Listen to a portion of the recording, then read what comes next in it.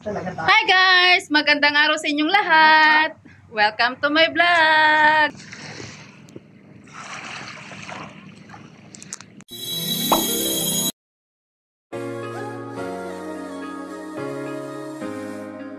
Picnic time ng mga OFW dito sa Singapore. Hello sa inyo!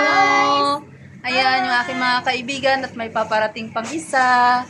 So ito ang aming pagkain. So ganito kami sa abroad kapag off day namin. Minsan lang, minsan. Hindi naman tuwing off day. Minsan lang. Minsan pero lahatan. So ayan, kain po tayo. Kain po sa lahat. Kain po tayo. So ang ulam namin ay pang mahirap. Hindi pang yayamanin. Expensive daw ang aming ulam, sabi ng friend ko. Ito atay. Ito naman ay niluto ko siya na ano to tawag dito? Dulong ang tawag dito. Tsaka ito spicy, ito not spicy, at tsaka ito yung bagoong niluto ng ate ko from Philippines, fresh from the Philippines. Nagdala ko din ako ng limon. Ayan, may mga ano. Tsaka ito rin, fresh from Philippines. Ito rin, nandala kong toyo from Pilipinas. Ang bangos from Philippines din ba? Ang bangos, hindi ko alam saan yan. May saging kami, ayan, ayan. May okra, ayan. That's my favorite. So guys, sinong makaka-relate sa ulam na ganito? Okay. Only mahihirap can relate. Ang mahal-mahal ng kilo nito, grabe. Sobra, pero matatakam ka. Ito lang uulamin mo sa umaga. Sold na. As in, napakarami. 3 piraso lang makain ko nito. Tapos isang pinggan na ulam.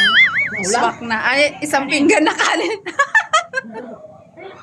3 piraso nito, tapos isang pinggan na kanin. Sarap na sarap na. Tapos may ano pa. May ganito pa, oh. May ganito, oh. Diba, masarap. So, tara, let's mag-lunch tayo sa inyong lahat. A few moments later. Finally, dumating na siya! Ayan na yan. Dito ka, oh. Sabi ko, mag-start na tayo. Hintay ka namin. Nagutom na kami. Naligaw pa. Dapat nagkain na talaga kayo. Oo, ayun lang. Ngayon na, mag-start lang. Ay, ang taray.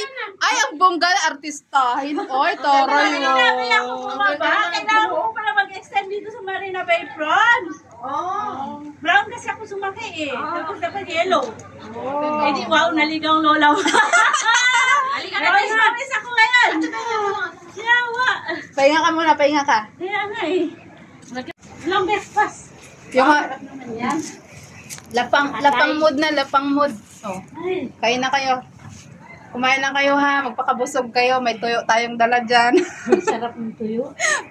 Si ate di makakain ng bagoong. Uy, dapat pala nagdala ako ng suka. Wow. 0.5.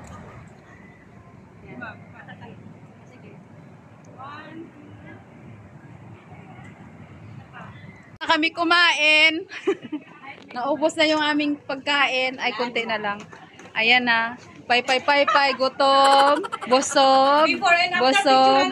Before and after. Before and after daw, picture natin. Sige nga, pakita natin yung before and after. Sabi kang mababoy nyo naman.